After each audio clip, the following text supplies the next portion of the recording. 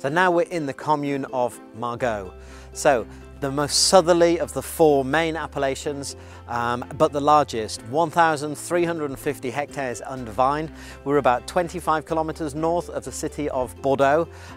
In Margaux we have 5 basic communes. We have the commune of Labarde, Cantenac, Arsac, Soussain's and Margaux itself.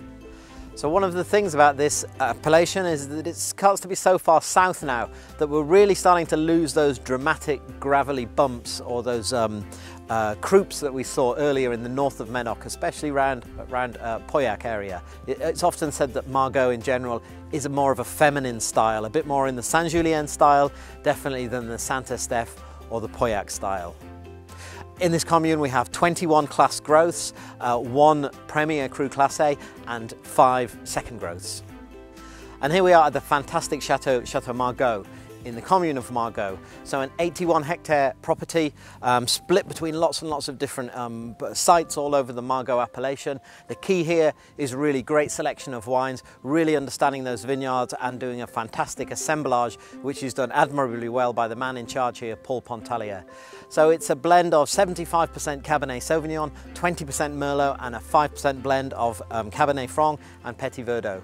Up until 1975, this chateau was owned by the Ginestette family.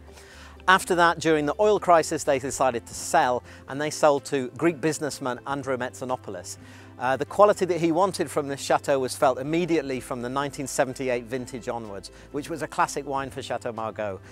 He brought in Émile Peynaud, who was the professor of enology at Bordeaux University, and the whole chateau got back to its proper ranking of being a second growth.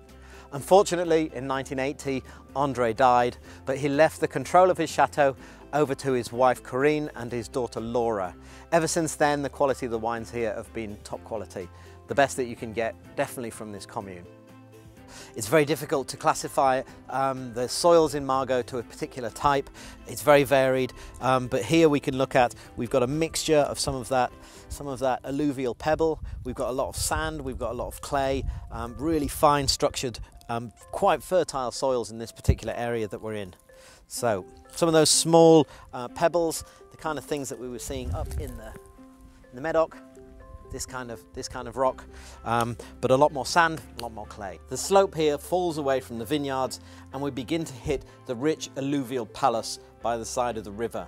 Far too wet and fertile for growing quality grapes and really only used for grazing cattle and growing corn. So here we are at Chateau Parma in the commune of Margaux. We're a couple of hundred yards away from Chateau Margaux itself. So this is a 47 hectare property, an unusual blend of grapes for Margaux. There's 47% Cabernet Sauvignon, 47% Merlot and 6% Petit Verdot. So the name Chateau Parma derives from General Parma, who was a fighter in the Napoleonic Wars, after which he decided to come to Bordeaux and set up this beautiful chateau. So good combinations of food to have with Margaux wines would include classic roasted lamb, a fillet of beef en croûte, or perhaps entrecôte steaks with cèpe or porcini mushrooms. In 1983, a large storm passed across the north of the Médoc, but totally avoided Margaux. So the 1983 vintage in Margaux was a classic vintage and one to really look out for. Following on from that, the 1996 vintages, the 2000, 2005, and most recently of all the 2010 vintage have all been very successful.